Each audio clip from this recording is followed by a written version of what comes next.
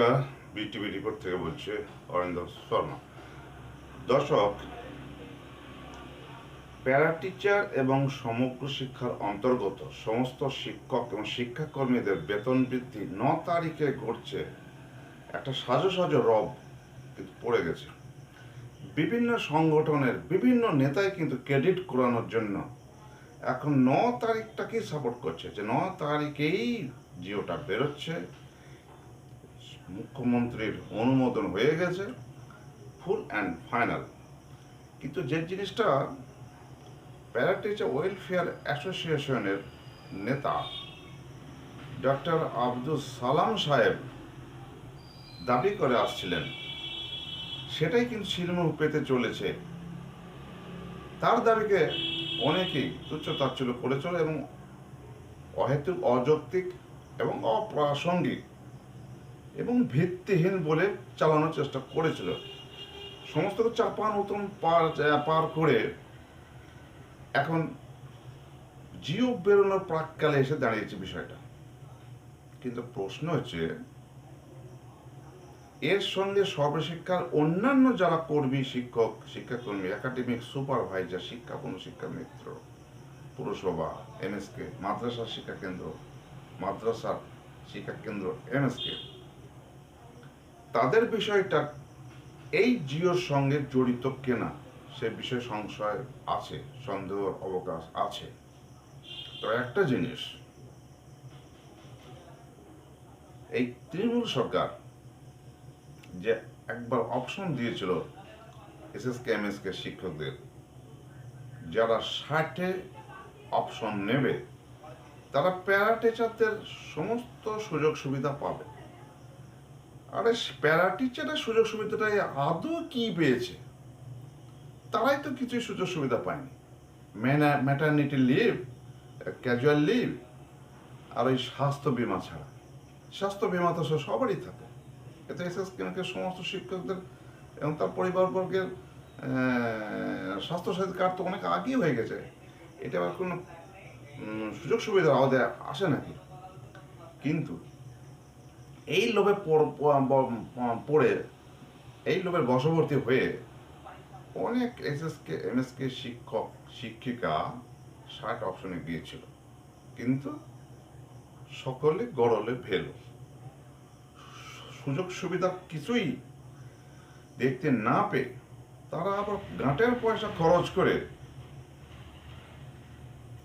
কোর্টের অর্ডারের মাধ্যমে আবার 65-তে ফিরে আসতে বাধ্য হয়।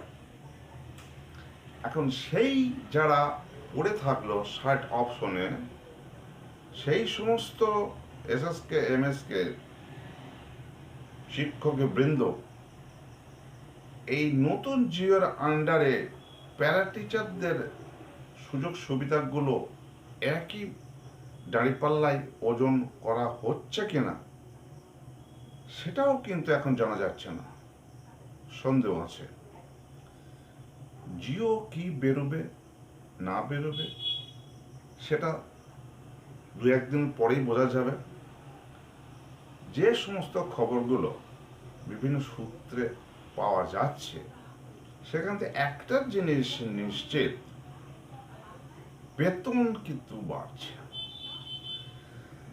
এর একটা অন্য একটা লজিক খাড়া করা যেতে পারে, যে এত আন্দোলন, এত নেতা নেত্রীদের বিকাশ ভবন আর বিভিন্ন তলার আন্দোলন, এইসবের মাধ্যমে যে জিও বের করার যে পথ প্রশস্ত করা, বা মাইনে বা বেতন না বলে ভাতা জীবিত, ভাতা বলাই ভালো, ভাতা বাড়ানোর যে আপ্রাণ চেষ্টা চালিয়ে গেছে, তার শিলমোহর আজ নয় কাল অবশ্যই পড়বে, হয়তো পড়ে গেছে। কিন্তু এত কিছু আন্দোলন যদি নাও হতো,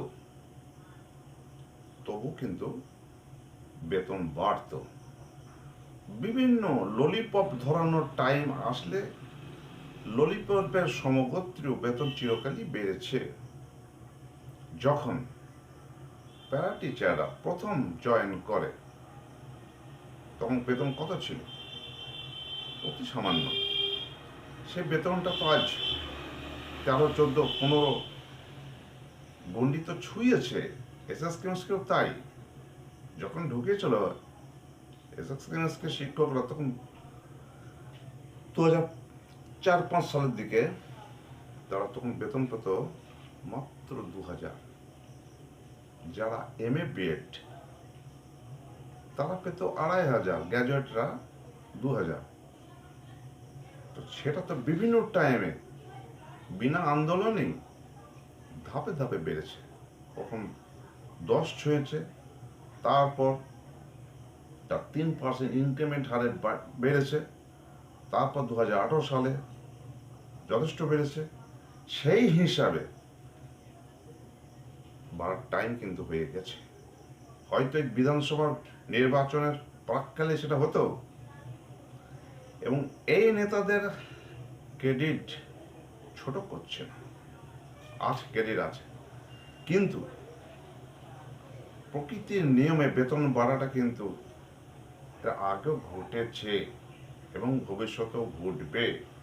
এই 2025 সালেই 26-এর নির্বাচনের প্রাক্কালে বেতন বাড়ছে, কার ক্রেডিটে সেটা আমি বলছি না, কিন্তু বেতন বাড়ছে। বেতন নেতাদের ক্রেডিটেই হোক, বেতন নিজের ক্রেডিটেই হোক, বাড়ছে। কিন্তু এইবার প্রশ্ন আসছে, যারা 65-তে আছে, 65তে অপশন নিয়েছে যেসব শিক্ষক শিক্ষিকারা, তারা কি এই বেতন বৃদ্ধির আওতায় আসছে? বড় প্রশ্ন কিন্তু এটাই। তবে যতদূর সম্ভব সূত্র মারফত যা বুঝছে, 65 অপটেডদের হয়তো এ যাত্রায় অপাঙ্ক্তেয় করে রাখা হচ্ছে, যেহেতু প্যারা টিচারদের সমগোত্র সুযোগ সুবিধা দেওয়ার কথা ছিল। সেই নিরিখে যারা 60 অপশনে থেকে গেছে, কোর্ট কেস করে 65 ফিরে আসেনি, আমি এসএসকেএমএসকে শিক্ষকদের কথা বলছি, যারা প্যারা টিচারদের সমতুল্য সুযোগ সুবিধা লাভের আশায় প্রলোভনে পড়ে ললিপপ চুষা ছিল, তাদের কথা বলছি। তাদের অবশ্যই তাদের জিওতে যদি প্যারা টিচারদের বেতন বৃদ্ধির ঘটে থাকে, তাহলে এই 60 অপশন নেওয়া এসএসকেএমএসকে শিক্ষকদেরও বেতন বাড়ছে একইভাবে, নিশ্চিত, এটুকু বলা যায় এবং বলছি। কিন্তু যারা 65 দিয়েছে, তাদের এ যাত্রায় পৃথক ফল হলেও হতে পারে। তবে এই বলছে না যে তারা 65 অপশন নিয়েছে বলে তাদের বেতন বাড়বে না। ওই যে আগে বলেছি, বেতন বাড়বে, বেতন বাড়ার নিয়মে অবশ্যই বাড়বে, কিন্তু এই মুহূর্তে এই জয়ের সঙ্গে না হলেও 2026-এ ভোটের পূর্বে সময় ধার্য করা যদি যায়, সেই নিরিখে কিন্তু সমস্ত সমগ্র শিক্ষা অন্তর্গত শিক্ষাকর্মীদের বেতন বাড়বেই। এ ব্যাপারে আমি নিজের নিশ্চয়তাটা আমার তরফ থেকে বলতে পারি। এই প্রসঙ্গে আরেকটি কথা বলা যায় যে অনেক প্যারা টিচারদের তরফে একটা দাবি উঠে আসছে, আমাদেরও 65 করতে হবে। এটা আমি বলছি অন্যায় আবদার, এটা কখনোই হবার নয়, হবে না। যারা এই আবদার করছেন, তারা এসএসকেএমএসকেদের অবসর বয়স 60 থেকে 65 বা 65 আগে থেকে স্থিরীকৃত, সেদিকে তাকিয়ে বলছেন, কিন্তু নিয়মটা তাদের জানা নেই। একজন প্যারা টিচার নিযুক্ত হয়েছিল সাবালক অবস্থায়, একজন এসএসকেএমএসকে টিচার নিয়োগ হয়েছিল মধ্য বয়সে 40 বছরে।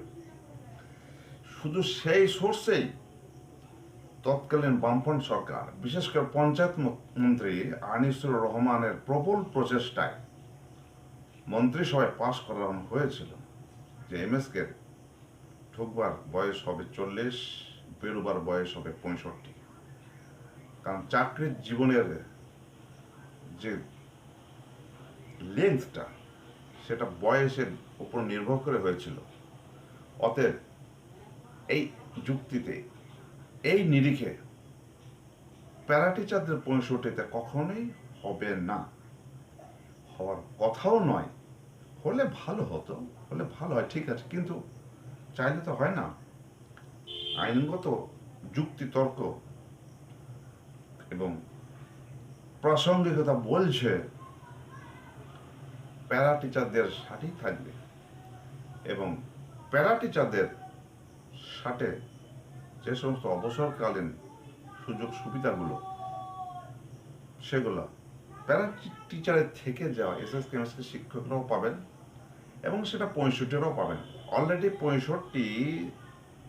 65-তে যারা অবসর গ্রহণ করবেন তাদের 5 লক্ষ টাকা আফটার রিটায়ারমেন্ট বেনিফিট সংক্রান্ত কাগজপত্র গ্রহণ করা শুরু হয়ে গেছে, এবং সেটা ব্লক টু জেলা টু পশ্চিমবঙ্গ রাজ্য শিশু শিক্ষা মিশন পর্যন্ত পৌঁছে যাবে। ফর্ম বেরিয়ে গেছে, ফর্ম জমা অলরেডি শুরু হয়ে গেছে কোনো কোনো ব্লকে। অতএব এটা 65 যারা 65 থাকবে, যারা 60 অর্থাৎ 60 অপটেড এমএসকে টিচার তারা এবং প্যারা টিচাররা তারা 60-এই থাকবেন, 60 অবসর গ্রহণ করলে 60 সুযোগ সুবিধা পাবেন। আর 65 অপটেড যারা তারা 65-তেই রিটায়ার করবেন। একথা বলার কোনো অপেক্ষা রাখেন না।